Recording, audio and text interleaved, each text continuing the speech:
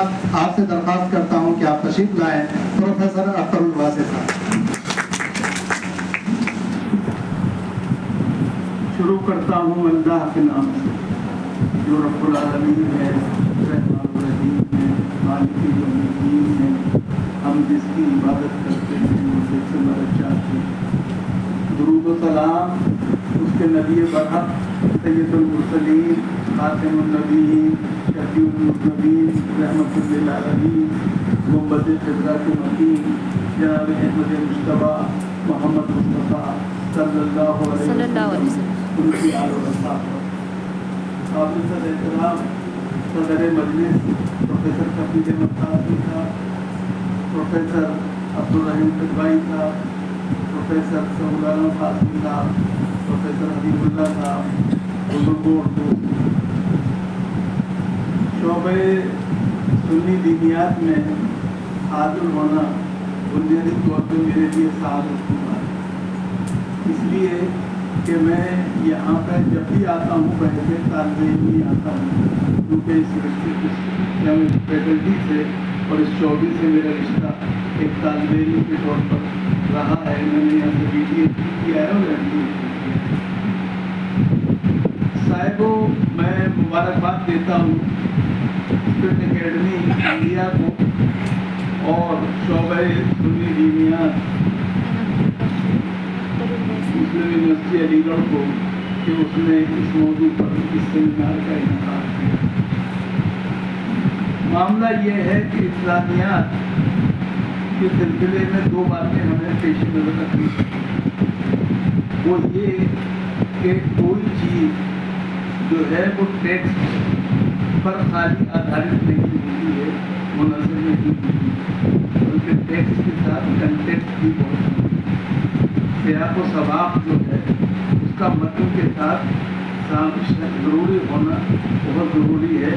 اور ورنہ یاد رکھیے گمراہی کے علاوہ کچھ ہاتھ نہیں آتا، اور یہی ہمارے ساتھ ہوتا رہا ہے، ہمیں نہیں بھولنا چاہیے۔ مثال کے طور پہ میں نے پہلے بھی یہاں عرض کیا ہے،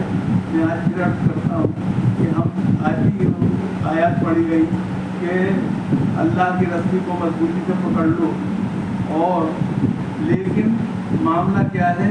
کہ ہر آدمی یہ سمجھتا ہے کہ جو اس کی رسی ہے وہی اللہ کی رسی ہے۔ بنیادی طور پہ یہ مسئلہ بڑا اہم ہے، جس کے اوپر ہمیں غور کرنا چاہیے۔ تیسری بات یہ ہے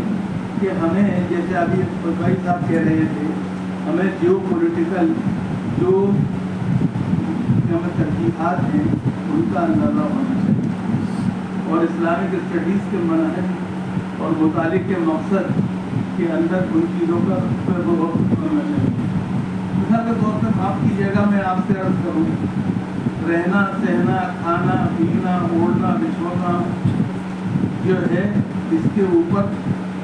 مذہب سے زیادہ جغرافیہ کا اثر ہوتا ہے۔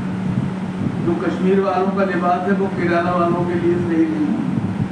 جو کیرالہ والوں کا لباس ہے وہ کشمیر والوں کے لیے صحیح نہیں ہے۔ امام ابو حنیفہ جس علاقے میں رہ رہے تھے اس علاقے کے ترجیحات دوسری تھی، وہ دجلہ و فرات کے بیچ کا علاقہ تھا،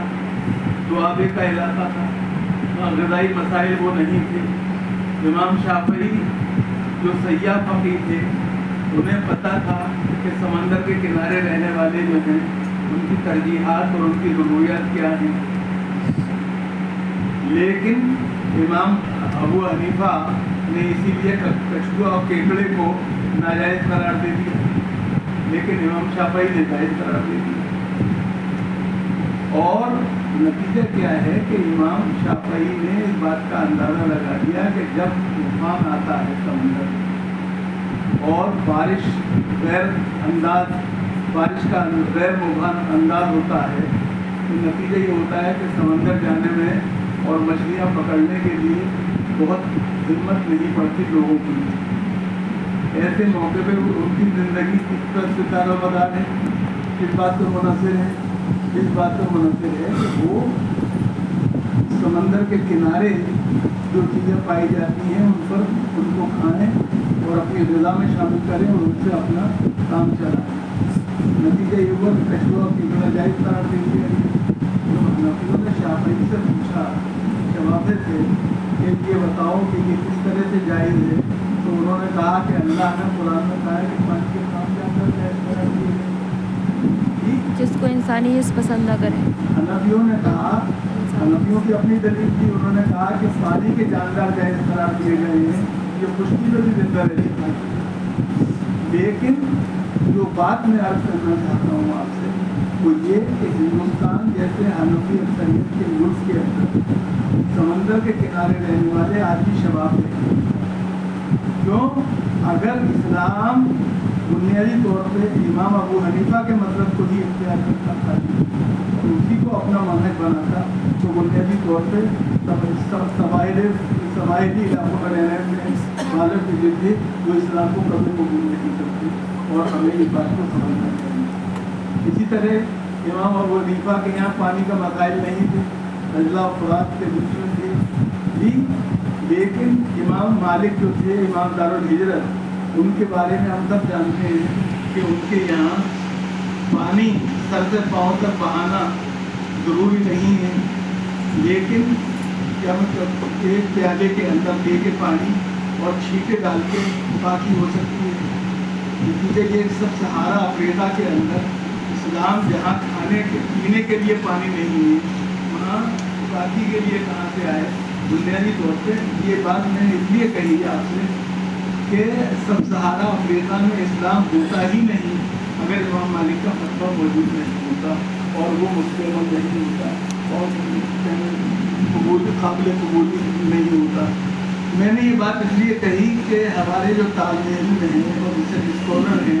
उन्हें ये सवाल बार बार परेशान करते हैं, और नई नस्ल हमसे बार बार सवाल करती है कि इख्तलाफ